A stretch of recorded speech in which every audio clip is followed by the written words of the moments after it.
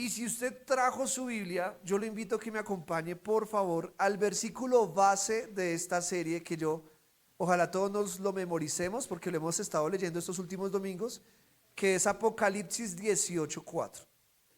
Apocalipsis capítulo 18, versículo 4. Y dice así la palabra de Dios.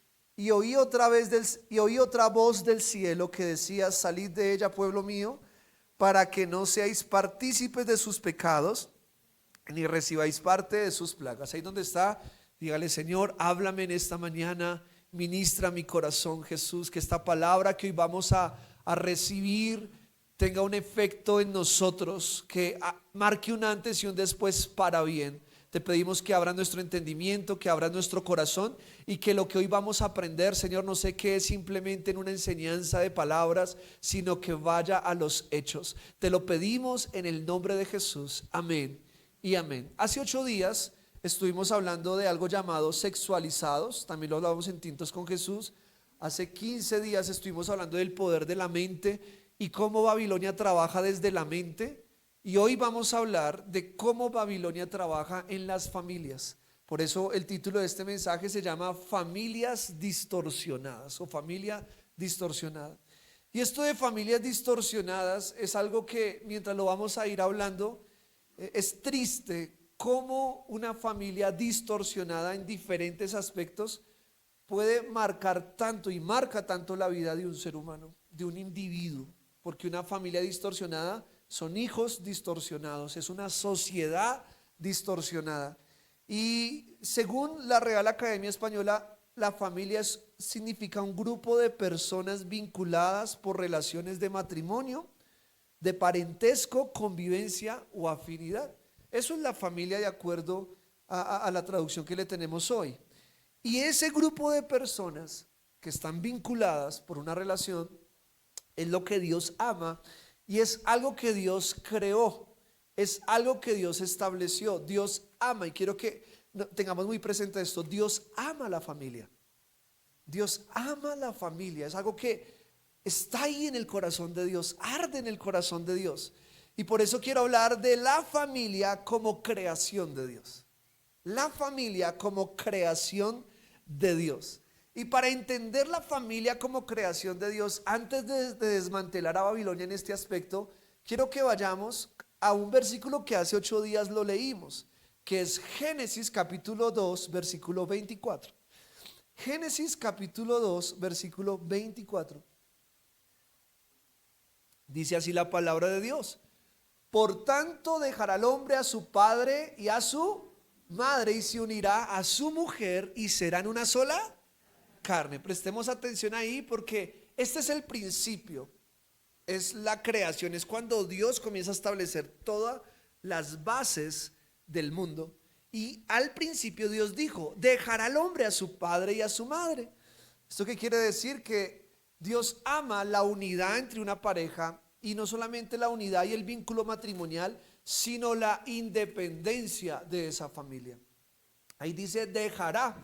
Por eso cuando nosotros nos casamos, alguien se casa, debe entender que en el momento que se casa, en ese momento deja el hotel papá y mamá, ¿cierto? Porque a partir de ese momento, ese individuo, sea hombre o sea mujer, va a tener una responsabilidad delante de Dios y con su hogar que está conformando.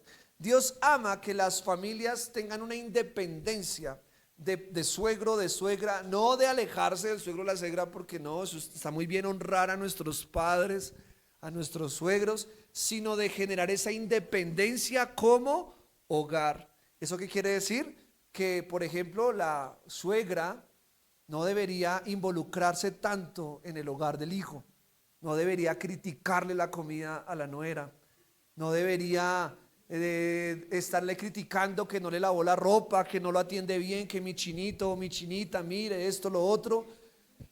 Debemos comenzar a soltar, porque Dios ama eso, que el hombre deje, no en un dejar literal de lo abandonar a mis padres y nunca más hablarles, no, sino en dejar ese hotel papá y mamá y unirse a su mujer, y que los dos sean una sola carne. Entonces aquí vemos que Dios ama, y Dios estableció el vínculo matrimonial, el vínculo familiar.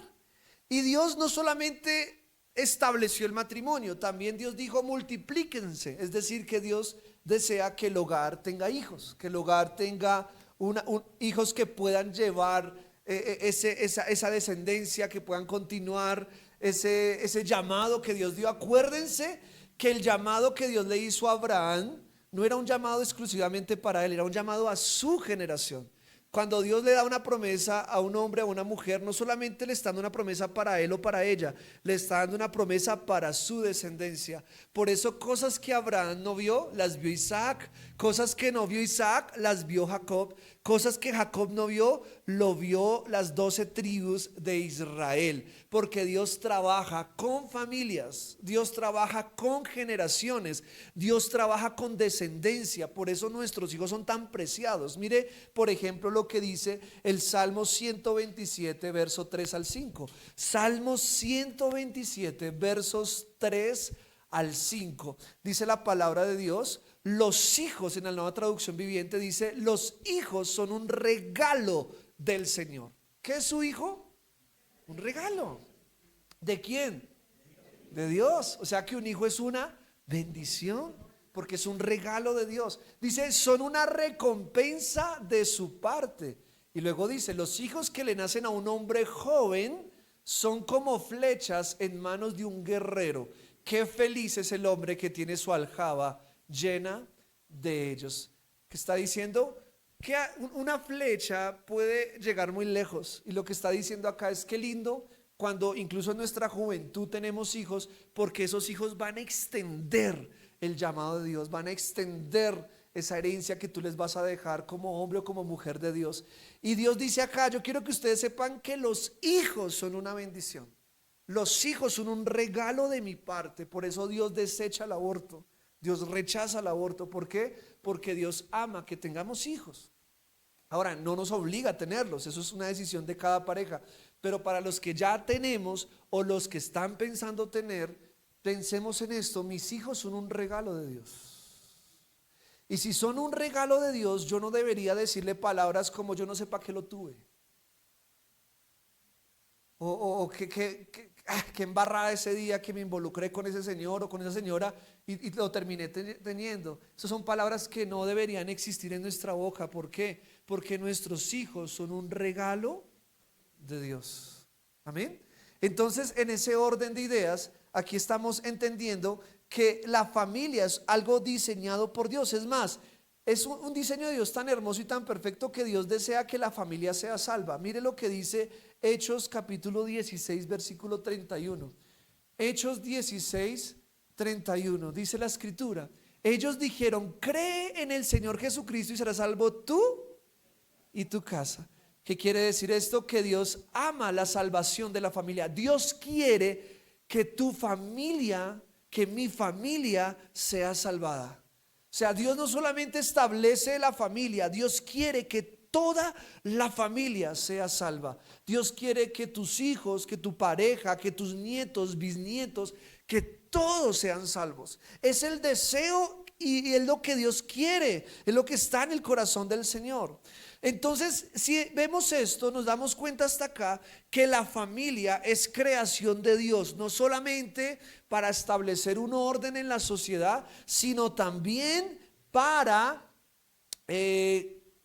para generar salvos, para que haya mucha gente salva, para que el reino de los cielos se llene de muchas personas a las que Dios pudo trabajar a través de una familia, a través de un apellido. Por eso usted y yo tenemos que creer en el Señor Jesucristo y creer que el Señor no solamente me quiere salvar a mí, también quiere salvar a mi familia. Y esa tiene que ser nuestra oración: Señor, salva a mi familia, salva a mis hijos, salva a mis nietos, salva a mis bisnietos. Señor, te entrego mi familia. Esa debe ser nuestra oración.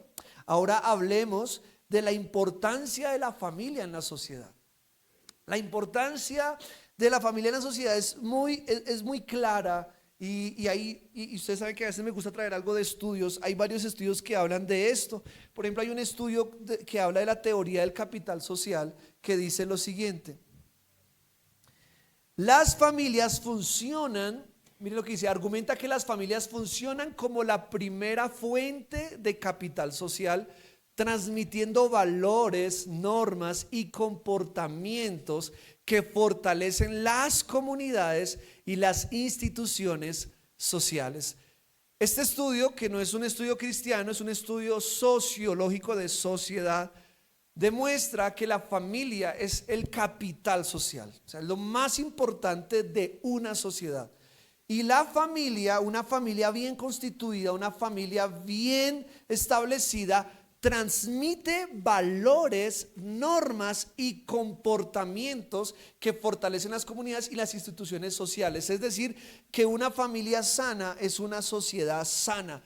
Es una sociedad que además va a ayudar en la parte social, va a ayudar a los que no tienen, a los pobres. ¿Por qué? Porque una familia sana se preocupa también por la sociedad. Una familia con valores le da valor a la sociedad, le da normas. Y también otro estudio en el 2007 que se llama Impacto Intergeneracional evidenció que las familias funcionales contribuyen a tomar individuos responsables y empáticos, lo que tiene efectos positivos en las comunidades y en la cohesión social. ¿Qué quiere decir esto? Que cuando hay una familia sana, hay una alta probabilidad de que hayan individuos sanos, hayan individuos responsables en la sociedad y con un alto valor de la empatía. O sea, donde hay una buena familia, ahí es muy probable que esos individuos sean personas empáticas, que nuestros hijos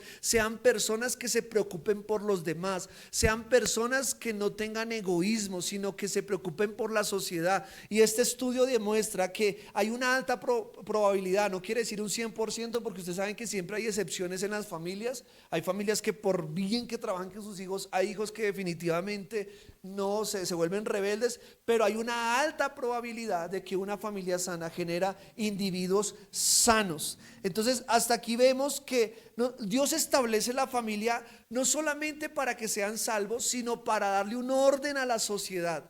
Porque si esa familia está en las manos de Dios, la sociedad va a ser una sociedad sana. Entonces, si entendemos que familias sanas es sociedad sana, ¿por qué nuestra sociedad hoy y por qué el mundo hoy es un mundo tan terrible? ¿Por qué? Porque no hay familias sanas.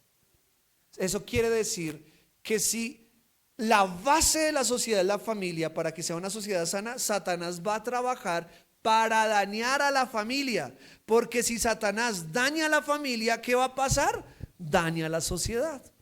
Y si daña a la sociedad, daña a la nación. Y es entonces que daña al mundo. Ahí está el trabajo de Babilonia. Por eso vamos a hablar ahora de Babilonia y su odio hacia la familia. Porque tengamos aquí algo presente. Babilonia odia a la familia. Si Dios ama a la familia, Babilonia la odia. Y miren, por ejemplo, lo que dice Jeremías 51:7. Es un verso que ya leímos, pero hoy quiero resaltar algo importante. Jeremías 51:7 dice: copa de oro fue Babilonia en la mano de Jehová, que embriagó a toda la tierra, de su vino bebieron los pueblos. Quiero resaltar esa parte de este verso. De su vino bebieron los pueblos, se aturdieron por tanto las naciones. En la Nueva Traducción Viviente dice: se enloquecieron las naciones. Este verso lo resaltábamos cuando hablábamos de la mente y cómo el mundo se está volviendo loco. Pero quiero resaltar hoy esto: los pueblos, es decir, la sociedad, ha bebido el vino de Babilonia. Y como ha bebido el vino de Babilonia, la sociedad se ha vuelto loca y se ha aturdido.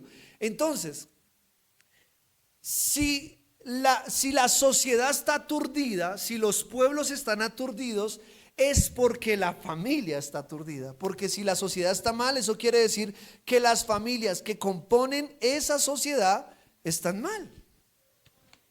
Están mal. Y es ahí donde Satanás empieza a trabajar. Entonces, por ejemplo, ¿cómo el enemigo trabaja en las familias para destruirlas? Y lo que yo voy a hablar acá no es para condenar a nadie, ni para que se sienta mal, ni para que diga: no, mi familia está terrible. No, esto es un mensaje para entender cómo es el diseño original de Dios, pero al mismo tiempo, cómo si tenemos falta de algunas de estas cosas, podemos clamar a Dios para que Dios pueda suplir cada una de esas necesidades. Entonces espero que nadie se sienta condenado con esto. Es para entender cómo el enemigo trabaja y cómo debemos comenzar a orar. Uno, por nuestra familia, y dos, comenzar a orar por las familias de nuestros hijos y las familias que se están levantando. Mire, Babilonia, ¿cómo ha distorsionado la familia? Uno, quitando la figura paterna o materna. Quitando la figura paterna o materna. Ya voy a entrar en detalle a eso. Dos, con familias disfuncionales. Tres, con embarazos no deseados. Cuatro, con alteración del orden correcto de lo que debe ser una familia. Quinto, abandono de los hijos, aunque no siempre con abandono literal. Ya ahorita explico eso también. Y último y más importante, sin Jesús gobernando. Entonces el enemigo trabaja en estas áreas. ¿Para qué? Para que si él distorsiona estas áreas y comienza a dañar, trayendo familias disfuncionales, embarazos no deseados, quitando la figura paterna o materna del hogar, alterando el orden correcto, es decir, ya no hay un hombre y una mujer, sino dos hombres o dos mujeres con hijos. Toda esa alteración de una familia es lo que hace que comience a alterarse la sociedad. Y miren que quiero hablar rápidamente de unos estudios para no aburrirlos, pero que me parecen muy importante mencionarlos. Hay, por ejemplo, un estudio que se llama Familias monoparentales y riesgos psicosociales. Y miren lo que dice este estudio. Los niños en hogares monoparentales enfrentan mayores desafíos económicos y educativos. Esto afecta su bienestar futuro, tanto en el ámbito económico como educativo. La ausencia de uno de los padres influye negativa en su desarrollo. Monoparentales es que solamente hay presencia de mamá o solamente hay presencia de papá, que yo sé que es la corriente incluso de nuestra sociedad hoy día. La mayoría son madres solteras, cabeza de hogar. Y en algunos casos también hay hombres que están solos. Este estudio demuestra que familias monoparentales, y esto es evidente, va a tener ciertas complicaciones. Una, la parte económica, porque ya no son dos los que trabajan, es una o uno el que tiene que responder por toda la casa, ¿verdad? Pero también dice que presenta desafíos educativos, y ya vamos a ver en esa parte educativa por qué. Hay otro estudio que salió en el 2002 que dice lo siguiente: muestra que familias disfuncionales con conflictos frecuentes o falta de apoyo emocional incrementa el riesgo de depresión y ansiedad en sus miembros. ¿Qué quiere decir esto? Que una familia con conflictos, donde papá y mamá se gritan constantemente, donde el papá le pega a la mamá, donde mamá le pega al papá, donde hay gritos, donde hay golpes, ese tipo de familias corren un riesgo, y es que aumentan el riesgo de depresión y ansiedad en los hijos. Entonces la falta de un ambiente emocionalmente seguro afecta la salud mental de los miembros. Estos factores aumentan la vulnerabilidad y trastornos emocionales. O sea, familias disfuncionales generan hijos disfuncionales, aumentan riesgos en la depresión y la ansiedad de los chicos. Entonces imaginémonos hoy cómo está el estado de la mayoría de jóvenes, porque la mayoría de familias tienen este problema. O uno, son monoparentales, o dos, puede ser el padrastro o la madrastra, no necesariamente siempre está el papá, pero hay conflicto dentro del hogar. Y esos conflictos, usted y yo no nos llegamos a imaginar cómo afectan a los hijos. Los afectan de una manera impresionante. Hay chicos que no rinden bien en su colegio por este tipo de conflictos. Por eso, por ejemplo, hay otro estudio, y perdón, les hablo un poquito en inglés, que se llama The Role of Mothers and Fathers and Child Development. Dice lo siguiente: muestra que tanto las madres como los padres, aportan influencias únicas y complementarias al desarrollo infantil. Aquí, ¿qué está diciendo este estudio? Este estudio está diciendo que la figura paterna y la figura materna son necesarios para un desarrollo integral del hijo, porque la mamá cumple una función delegada por Dios y el papá cumple una función delegada por Dios. Es decir, que ambos aportan al desarrollo integral del muchacho o de la muchacha. Es decir, que donde hay dos madres, ahí ya falta la parte, esto solo hablando desde la parte científica, afecta el desarrollo que un padre aporta. Y donde hay dos hombres que adoptan un hijo, afecta la parte que una mamá desarrolla en el hijo. Porque ambos, en la creación perfecta de Dios, ambos sexos, masculino y femenino, aportan al desarrollo integral de los hijos. Entonces, esto incluso está en este estudio, dice que un papá, por ejemplo, un padre, ayuda a fomentar la exploración. Cuando dice la exploración es como que juegue, suba al árbol, si se cayó, límpiese, ¿sí? O sea, el padre fomenta eso en la mayoría de casos, ¿verdad? Que es ahí donde, por ejemplo, el niño se cae, va a llorar y de pronto el papá llega y dice, no llores.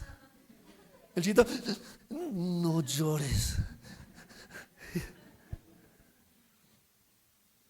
Por eso los hijos crecen, los hombres crecen algunos y no pueden llorar. En cambio, a veces la niña se cae y no, la niña se cayó y la niña puede expresar y desahogarse y llorar. Por eso en la mayoría de casos las mujeres viven más, porque ellas todo el tiempo están desahogando. En cambio, el hombre, miren, normalmente el abuelito muere primero y la abuelita vive 105, 110 años. ¿Por qué? Porque a veces los hombres no lloran, porque desde pequeñitos los hombres no lloran. Entonces, de repente se le acumulan lágrimas acá y ¡pum!, murió. Hasta ahí llegó. ¿De qué murió? Es que nunca lloraba. Pero el papá, los padres tienen esa habilidad de parte de Dios para fomentar como esa exploración, cáigase, brinque, haga esto, haga lo otro. Normalmente en el caso de los hombres, ¿no? Porque yo soy padre de niñas y soy recansón. Entonces, y otro que genera también este estudio dice que los papás ayudan al establecimiento de límites y el desarrollo de habilidades en resolución de problemas. O sea, donde hay un padre presente, hay una alta probabilidad, no digo que sea el 100%, y repito porque siempre hay excepciones, pero hay una alta probabilidad de que los hijos aprendan a desarrollar mejor los problemas, a tener una mejor resolución de conflictos, porque el papá aporta eso, aporta como esa seguridad del hijo, donde de pronto va al colegio y dice, hijo, enfrente la situación, hable con el chico que le está haciendo bullying, pégale. No. No hagan caso. Los padres desarrollan esa seguridad en el hijo o en la hija, ¿cierto? Y establece límites, digamos, los padres que tenemos niñas. Cuando hay un padre presente, es difícil que cualquier tipo se meta con la niña. Cuando hay un padre presente, en todo sentido, es difícil que la niña, no vuelvo y repito, no va a ser el 100%, siempre hay excepciones, pero es difícil que la niña resulte involucrada con cualquier tipo. Porque donde hay un buen ejemplo de padre, normalmente la hija va a querer buscar un buen ejemplo de hombre. Cuando hay un mal ejemplo de padre o ausencia de un padre, tristemente resulta que como no han tenido una imagen de hombre correcta, la intentan buscar y tristemente Satanás juega con esto y las lleva a buscar en hombres que no deben estar con la persona o que no están preparados para tener un hogar, que son hombres disfuncionales, hombres con problemas y que le generan ese problema a la mujer. Entonces, cuando hay un padre presente, ayuda a desarrollar esto, pero también en el caso de las madres, ellas modelan un estilo diferente de interacción con los hijos. Por ejemplo, las mujeres ayudan a desarrollar las emociones, la empatía. Por ejemplo, acá está mi mamá, y mi mamá siempre me consintió, mi hijito, papito, ¿sí? Y ese desarrollo de mi mamá en mi vida probablemente me ha ayudado a ser alguien sensible, a ser alguien empático, de pronto a tener sensibilidad ante ciertos problemas. De pronto uno no logra dimensionar cómo una madre afecta positivamente en la vida de un hijo, ¿verdad? Porque le ayuda a desarrollar como esas emociones. O de pronto la mayoría de hijos tenían confianza de llorar con la mamá, que de pronto la mamá lo abrazaba y lo dejaba llorar, de pronto el papá no. Y esto no necesariamente es malo, es que ayuda a generar un equilibrio en la vida de los hijos. Entonces veamos que cuando Dios establece este diseño de hombre y mujer y tener hijos, es porque Dios sabe que ambos aportan al desarrollo integral de los hijos. Pero hay otro estudio de 1999 que dice esto: este análisis muestra que la falta de involucramiento paterno está asociada con un aumento de problemas de comportamiento en los niños, como agresión y desobediencia. La presencia de un padre involucrado equilibra la disciplina y el apoyo emocional que los niños necesitan. Esto demuestra que el no estar involucrados en la vida de los hijos puede producir este tipo de alteraciones en su comportamiento. Cuando yo les decía, padres, abandono de hijos sin literalmente abandonarlos, me refiero a aunque están, no están. Aunque los tiene, pareciera que no los tiene, porque son padres ausentes. Son padres que no le ponen cuidado a sus hijos, que no se sientan con ellos a hablar, que no se sientan a escuchar a sus hijos. Y Satanás ha jugado con esto. Y aquí tengo que hablar del problema del celular, porque el celular a las familias nos ha quitado mucho de lo que es una familia unida. Y hoy día muchos hijos prefieren esconderse tras el celular, no porque quizá ellos quisieran, sino porque ellos no tienen un papá o una mamá que esté hablando con ellos. Hoy día la mayoría de chicos están siguiendo los consejos de un influencer porque no hay padres presentes. Están siguiendo los consejos de videos y de muchas cosas que no deberían escuchar porque no hay padres o madres presentes. De pronto la vida nos ha llevado a estar tan ocupados en nuestro diario vivir que no le estamos prestando atención a nuestros hijos.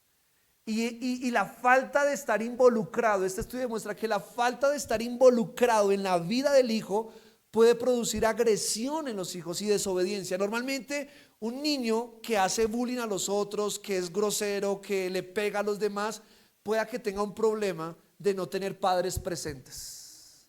Y toda esa rabia que el niño genera la desahoga con otros amigos, o la desahoga llevándose de pronto en una vida desenfrenada cuando crecen, están en la adolescencia, y genera una rebeldía porque no hay padres presentes. Y muchas veces lo que esos hijos están haciendo es llamando la atención de los padres. La rebeldía no siempre es rebeldía porque al hijo le dio por ser rebelde. Muchas veces es porque esa rebeldía es una señal de llamar la atención de los padres. Porque quizá de no ser porque lo llaman al colegio y lo citan al colegio, no habría otra manera para que ese papá o esa mamá saque tiempo de ir con su hijo y estar allá. Entonces veamos que la falta de padres involucrados produce hijos indisciplinados. Y esto de estar involucrados, mi amado hermano y mi amada hermana, es que tenemos que empezar a estar más pendiente de nuestros hijos. Tenemos que comenzar a compartir mejor tiempo con ellos. Tenemos que escucharlos, tenemos que hablarles. Hay momentos de regañar, hay momentos de corregir, ya vamos a hablar de eso. Pero también hay que estar involucrado en la vida de los hijos. Y no como una amiguita más o un amigote más, sino como un padre y como una madre.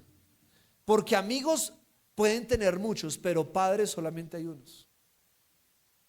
Entonces, no permitamos que el mundo digital nos aparte de nuestros hijos. No permitamos que el celular nos quite a nuestros hijos y le quite sus padres a nuestros hijos. Es muy triste que hayan familias que se sienten a la mesa y todos estén en el celular. O es muy triste que todos estén en una sala compartiendo y todos estén en el celular, hijos y padres. Y uno pensará que como el hijo no se queja, no dice papi, mami, póngame cuidado, uno pensará que están bien. No, ellos simplemente se están escondiendo de la soledad que sienten. Aunque sus padres están ahí, no están. Entonces tengamos mucho cuidado de no estar presente en la vida de nuestros hijos. Ahora hablemos y voy a dar unos consejos bíblicos de una familia sana. Yo le hago una pregunta: ¿cuántos quieren tener una familia sana? Entonces vamos a prestar atención qué consejos bíblicos nos da la Escritura. Primer consejo, diga conmigo: unidad y respeto marital. ¿Qué quiere decir esto? Que los que están casados en el caso de los que están casados o van a casarse o van a tener un hogar, van a tener una pareja o tienen una pareja, dice así el Señor: las casadas estén sujetas a sus propios maridos como al Señor. Entonces, hasta aquí muestra un respeto de las mujeres hacia sus esposos, no de patriarcado ni nada de esto que nos han metido en la cabeza ahorita últimamente, todo este movimiento feminista, sino es una sujeción de respeto, de honra de la mujer hacia el esposo, de entender de que la cabeza del hogar es el esposo como representante de Cristo. Eso es lo que habla Efesios 5. Pero a los hombres les dice: así también los maridos deben amar a sus mujeres como a sus mismos cuerpos. El que ama a su mujer, a sí mismo se ama. Entonces está diciendo acá: mujeres esposas, honren, respeten a sus esposos, y ustedes hombres traten bien a sus mujeres como cuidarían, y cuídenlas como cuidarían a su propio cuerpo. Como cuidarían a su propio cuerpo. Entonces es aquí donde el Señor le pide a los esposos, se le pide a los matrimonios una unidad y un respeto mutuo, porque eso trae estabilidad en el hogar. Cuando hablamos de respeto, hablamos que, por ejemplo, nunca deberían haber golpes ni groserías entre la pareja. Una pareja que ya se levanta la mano y ya se tira y ya se pega, es una pareja que está siendo guiada por Babilonia, y es una pareja que está generando una distorsión en su familia y por tanto una distorsión en la sociedad. Hijos distorsionados son colegios distorsionados, son universidades distorsionadas. Entonces, los que tenemos el privilegio de estar casados, de tener un hogar, un matrimonio, miremos esto y procuremos, aun con nuestros errores y defectos que podamos tener, siempre buscar tener una unidad y un respeto en el matrimonio. Pero el segundo consejo bíblico que nos da la Escritura es la enseñanza y disciplina a los hijos como acto de cuidado. Escuche esto: un acto de cuidado a los hijos es la enseñanza y la disciplina. Yo les hago una pregunta a los que son padres: ¿cuántos quieren cuidar a sus hijos? Entonces enseñémosles y disciplinémosles, porque la disciplina y la enseñanza es un acto de cuidado, y la Biblia nos habla de esto. Entonces aquí quiero atacar la parte de padres ausentes, porque cuando entendemos este principio bíblico, vamos a procurar estar presentes en la enseñanza de nuestros hijos.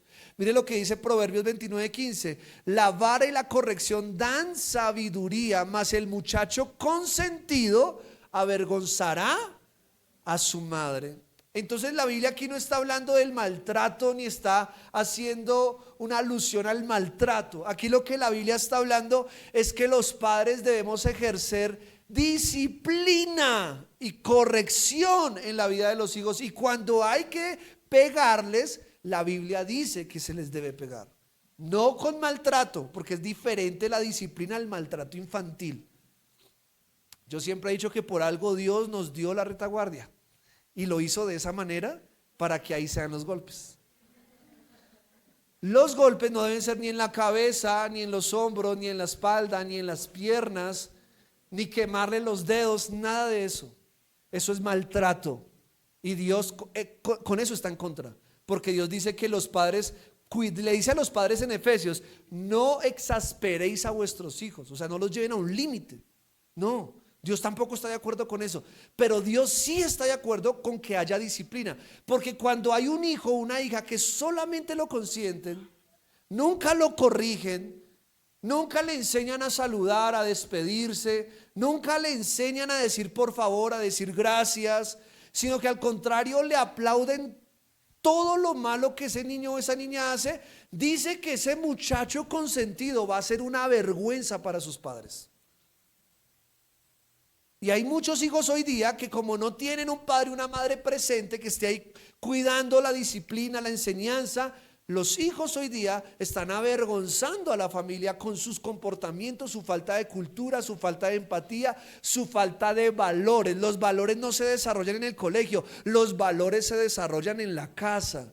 Desde ahí comienza todo, desde la casa comienza todo. Si tú quieres hijos con valores, si tú quieres hijos respetuosos, si tú quieres hijos disciplinados, comienza a trabajar desde la casa. Y cuando tenga que haber disciplina y decirle esto no se hace, le tienes que decir.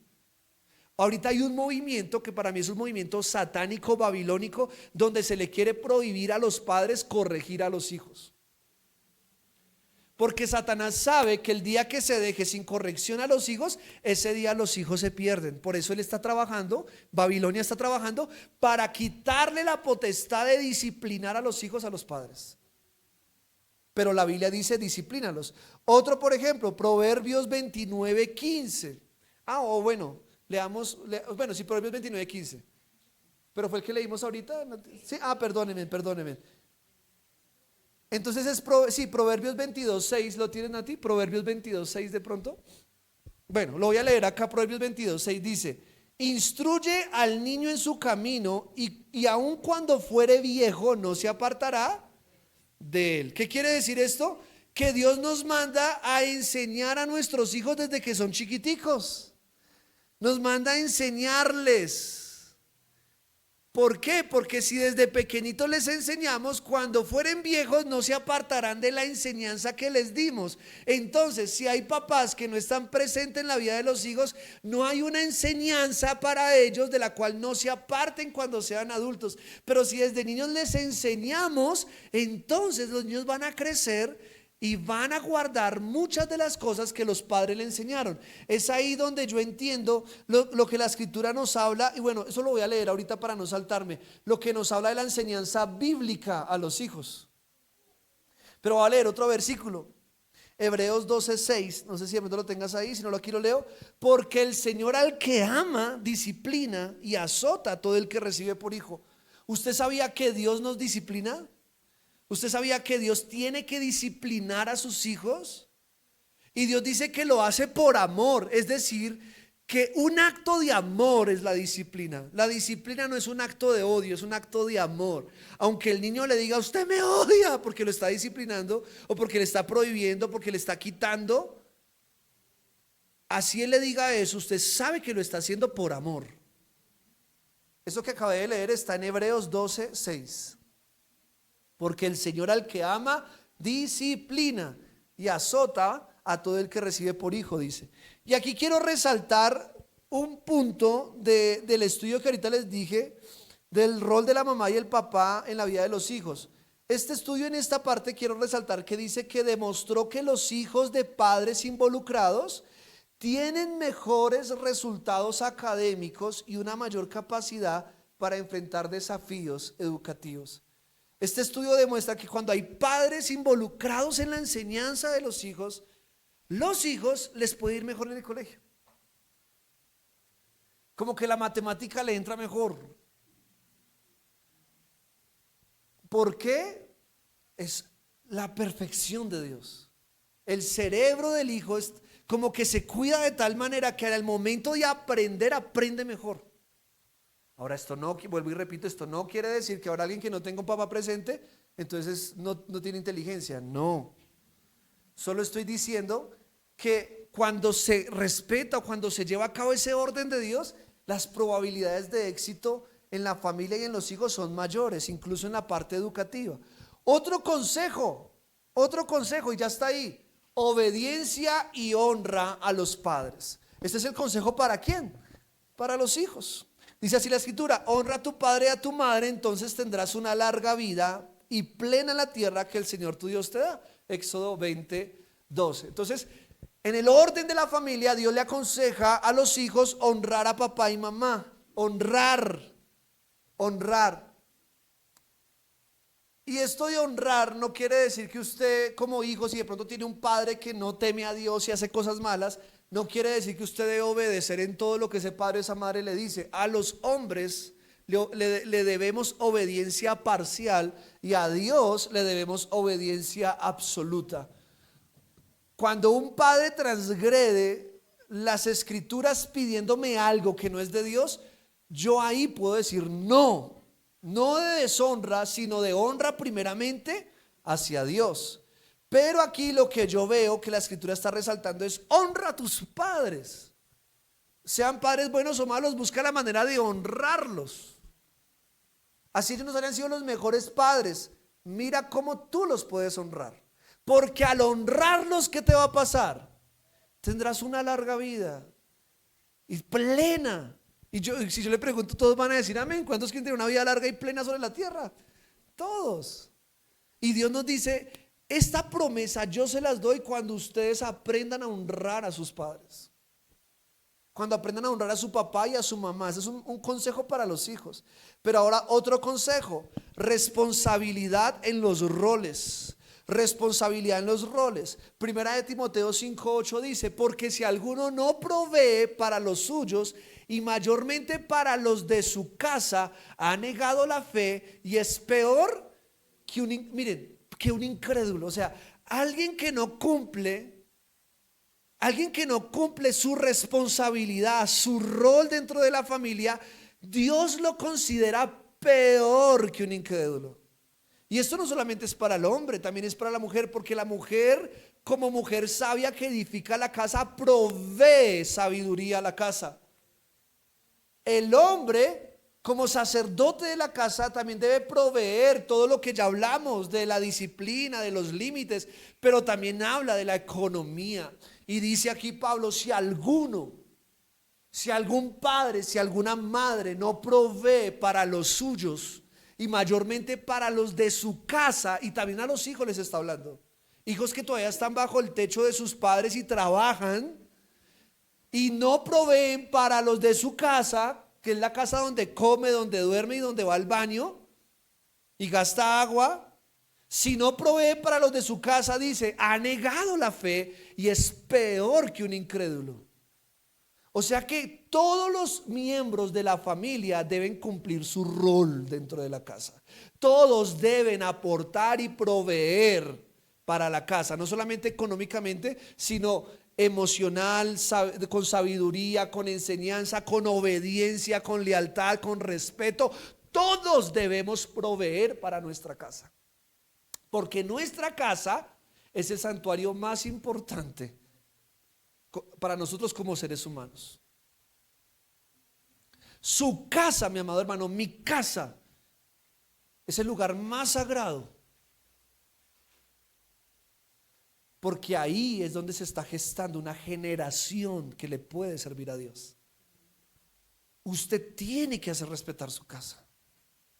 Y quiero entrar aquí a algo: usted no puede permitir que todo mundo, cualquier persona, entre a su casa y le opine y le diga. Sí, hay opiniones que uno recibe, como por ejemplo, para algunos la fiebre se cura de una manera, para otros de otra, para otros. Si uno recibe todos esos remedios y uno lo recibe. No hablo de eso, uno habla de involucrarse ya en las decisiones. Hay cosas que solo le competen a usted como esposo, a usted como esposa, a usted como padre y como madre. Uno recibe consejos, pero hay roles que solamente puede cumplir usted. Yo no le puedo educar, o sea, la iglesia, el pastor, los líderes, las maestras, no son los responsables directos de educar a tus hijos, son ustedes. Y aquí voy a hablar algo que incluso puede sonar fuerte, pero incluso la responsabilidad de enseñanza de los hijos es de los padres, no es de los abuelos, no es de los tíos, es de los papás, porque ese es el orden que Dios le dio. Ahora, Brian, ¿y qué pasa si es huérfano? Bueno, Dios suple y Dios pone personas que suplen eso. Claro, claro. Pero si usted es un papá y usted es una mamá, no se recueste sobre su mamá. No se recueste sobre su papá o sobre el tío, sobre el primo, sobre la prima, que me lo eduque ahí mi hermana, que ella sabe cómo educar. No, es suya la responsabilidad. No sea conchudo. Mis hijas las educamos mi esposa y yo. Es nuestra responsabilidad. Y claro, algunas veces nos las va a cuidar no la abuelita, pero la educación debe venir de los padres. Es ahí donde dice: provean para su casa. Nadie más va a cuidar tus hijos como tú tienes la potestad y la autoridad de parte de Dios para hacerlo. Tú eres el padre, tú eres la madre, tú estableces los límites, tú eres el que toma la decisión. Eres tú. No es que, pastor, es que mi hijo me está pidiendo permiso. ¿Será que le doy permiso? ¿Yo qué voy a saber? Dígale usted.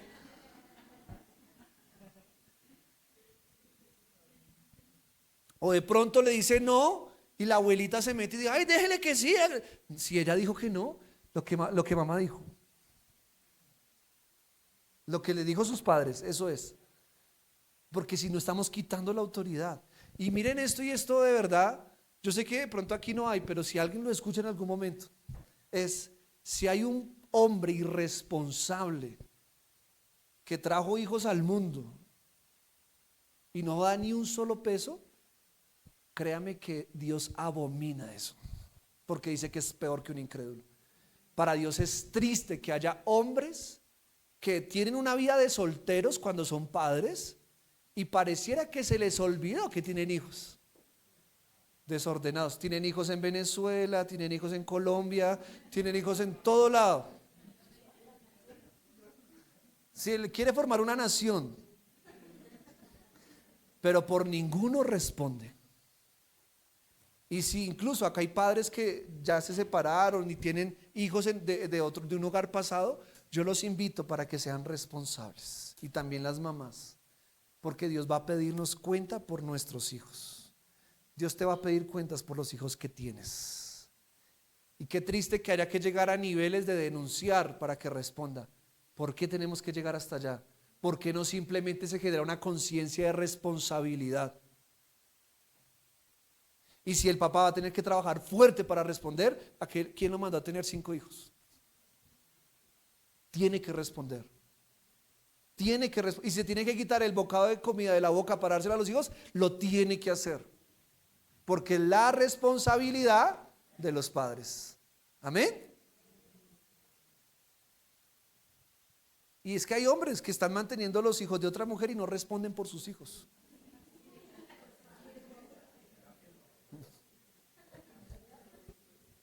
O sea, si usted tiene y le alcanza para responder por varios hijos, gloria a Dios, pero responda primero por los suyos. A la chica que está conquistando, los hijos los saca a comer helado, los lleva al centro comercial y los hijos de él aguantando hambre en la casa.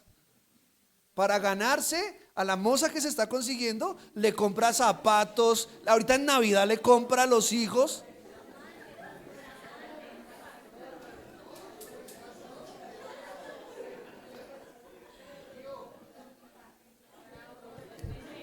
Nos pusimos fuertes.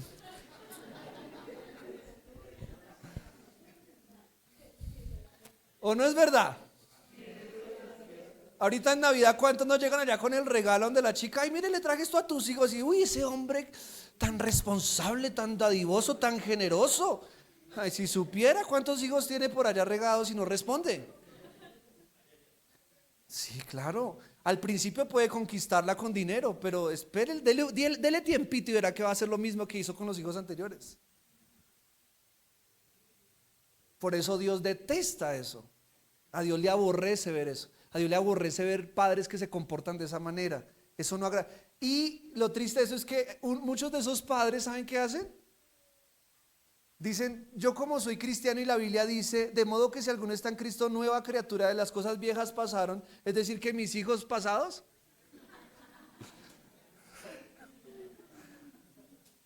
Y aquí todo es hecho nuevo. Tuercen la palabra. Usted llega a Cristo, pero Dios lo lleva a cerrar ciclos y a responder. O sea, usted ser cristiano no quiere decir que ahora se va a olvidar de todo lo que tiene atrás. Ahora quiere decir que va a ser mejor persona, mejor padre, mejor esposo, mejor hijo. Amén. Entonces esa es la responsabilidad en los roles. Y termino con esto, necesito si me ayudas. Este es el último punto de consejo. Escuche este consejo. Jesús como el centro del hogar. Eso es lo más importante. Josué capítulo 24 versículo 15 dice, si mal os parece servir a Jehová, escogeos hoy a quien sirváis. Si a los dioses a quienes sirvieron vuestros padres, como estuvieron al otro lado del río, o a los dioses de los amorreos en cuya tierra habitáis, pero yo y mi casa serviremos al Señor.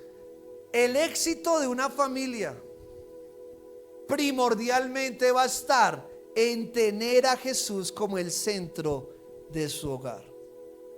Cuando tú y yo le damos el lugar que le compete a Dios en la familia, esa familia tiene una alta probabilidad de éxito en todas las áreas, porque el que va a gobernar se llama Jesús.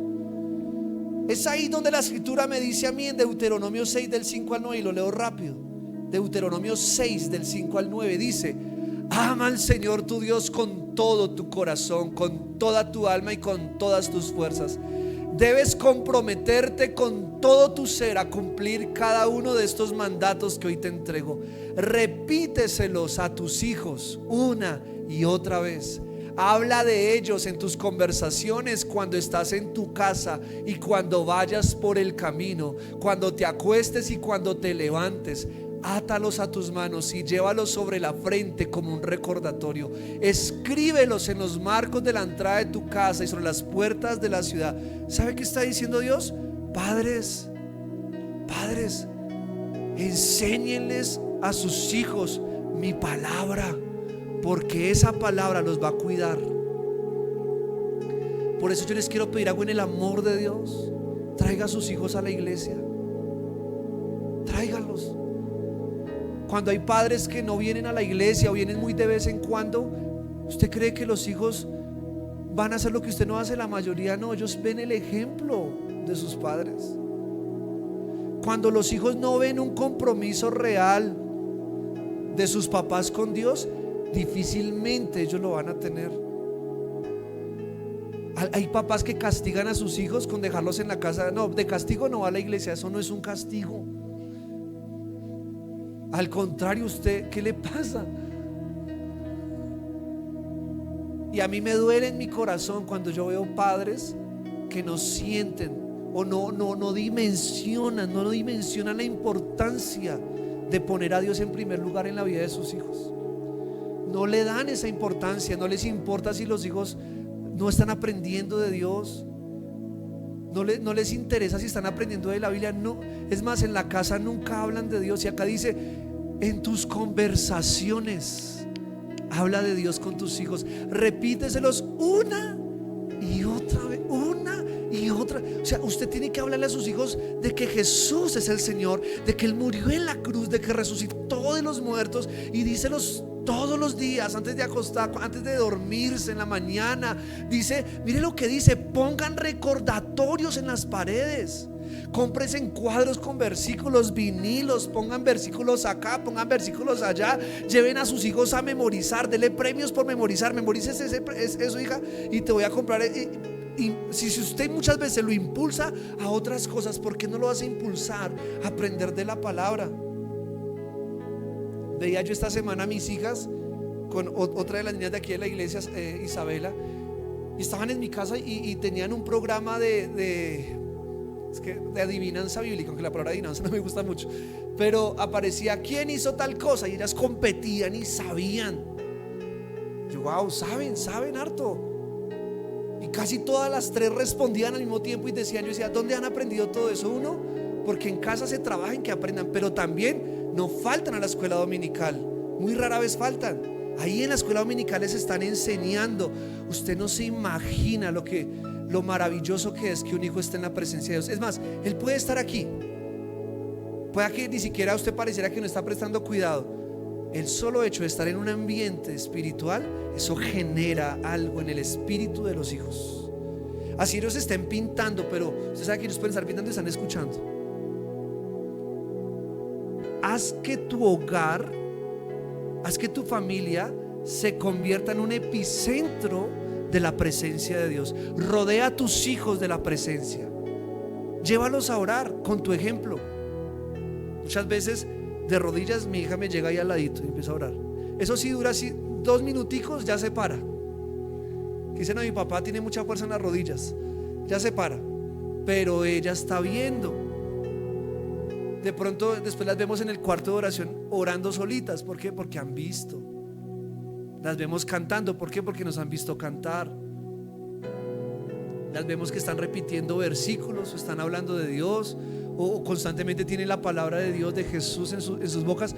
¿Por qué? Porque han sido expuestas a un ambiente sano donde se les enseña la palabra. Qué triste que haya padres cristianos que no se preocupen por esto. Hay muchos hijos de cristianos que no saben casi nada de Dios. Y uno dice, pero ¿por qué si sus papás son cristianos? Porque los padres pareciera que no han leído la Biblia, pareciera que no han entendido esto. Y miren, yo veo el énfasis de Dios acá. Háblales una y otra vez, escríbelo en tu casa. O sea, Dios dice, por favor, padres cristianos, hijos míos, entiendan que entre más les enseñes la palabra de Dios a tus hijos, más probabilidad hay de que ellos me sirvan, de que no se los arrastre el mundo. Y estamos en una época tan difícil, tan ideológicamente diabólica, que si no creamos y si no formamos hijos fuertes en la palabra, Satanás nos va a terminar convenciendo y apartando de los caminos de Dios. Por eso mi llamado hoy con todo mi corazón, y como padre me pongo en esta posición: enséñale a tus hijos, tráelos a la iglesia, no los dejes en la casa, no faltes tú a la iglesia. Ven con tus hijos, vengan. Qué lindo cuando toda la familia viene a la iglesia, eso es hermoso.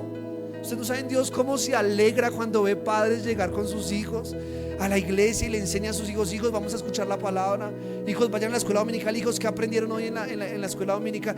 Dios ama eso, Dios ama eso.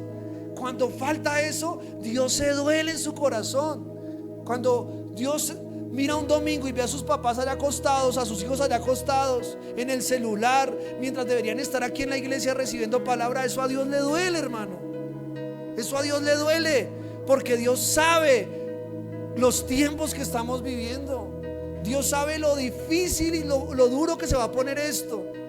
Y a Dios le duele cuando ven padres irresponsables que no están velando por cuidar su hogar, por cuidar su casa, por cuidar sus hijos. Eso a Dios le duele, hermano.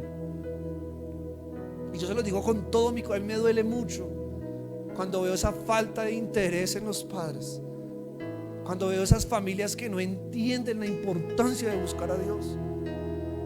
Mi amado hermano, haz de Jesús el Rey y Señor de tu vida y de tu casa. Todos los días dile: Señor, bienvenido a mi casa, Jesús. Sé el Rey de mi casa. Toma tu lugar, Jesús, en mi hogar. Toma tu lugar en mis hijas. Todos los padres y madres aquí cada mañana deberían levantarse, doblar rodillas y decirle: Señor, te presento a mi familia, te presento a mis hijos. Señor, guárdalos en su colegio, protégelos, líbralos de ideologías que no son tuyas. Señor, líbralos de cualquier clase de maltrato, abuso, todo lo que se quiera levantar. Padre, protege a mis hijos, te entrego a mi esposa, guárdala en su trabajo. Señor, te entrego a mi familia. Eso es lo que todos deberíamos hacer cada mañana antes de salir a trabajar, antes de ir a estudiar. Todos deberíamos colocar nuestra familia en las manos de Dios. Por eso Dios dice que nos hizo reyes y sacerdotes. ¿Por qué sacerdotes? Porque podemos ir ante la presencia de Dios y hablar a Dios por nuestra familia. Señor, mi familia te la entrego, Dios.